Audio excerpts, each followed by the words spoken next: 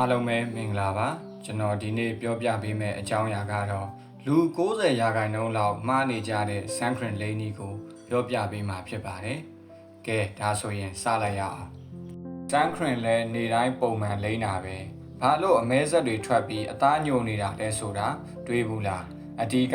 လိန်းတဲ့နီလန်းမှားနေလို့ပါ။ဘာကြောင့်လဲဆိုတော့Suncream ကိုမျက်နှာပေါ်ကမန်းကတန်ပုတ်တင်လိုက်ရုံနဲ့ UV ray ခရမ်းလွန်ရောင်ခြည်တန်းကိုအပြည့်အဝမကာကွယ်နိုင်ပါဘူးလူတော်တော်များများမှားတတ်တာကပမာဏနည်းလွန်းတာနဲ့အပြင်မထွက်ခင်9မိနစ်အလိုကတိကတ်တမှလိမ့်တာကြောင့်ပါဒါဆိုရင်ပတ်စံကုန်တာပဲအဖက်တင်ပါလိမ့်မယ်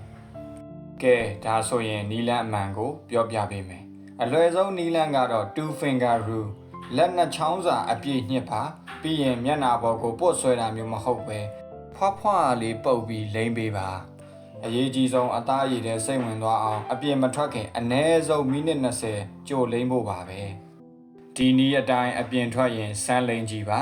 နေလောင်တန်းကြောင့်အသားရည်ပျက်စီးတာတိတိတတ်တာရောနေလာပါလိမ့်မယ်ကိုသုံးနေတဲ့ Suncream ကရောအဆင်ပြေရလားသိချင်ရင်ကွန်မန့်မှာမေးခဲ့နော်ကဲဒီနေ့ကတော့ဒီလောက်ပါပဲနောက်ထပ် skin care လေးဝက်ချက်တွေအတွက် Beauty Insight Contact Lens ကို follow လုပ်ထားဖို့မမေ့နဲ့နော်ဗီဒီယိုကိုအဆုံးထိကြည့်ရှုပေးတဲ့တယောက်ချင်းစီတိုင်းကိုကျေးဇူးအထူးတင်ရှိပါတယ်အားလုံးပဲစိတ်ချမ်းသာခြင်းကိုယ်ကြီးကျန်းမာခြင်းနဲ့ပြည့်စုံကြပါစေ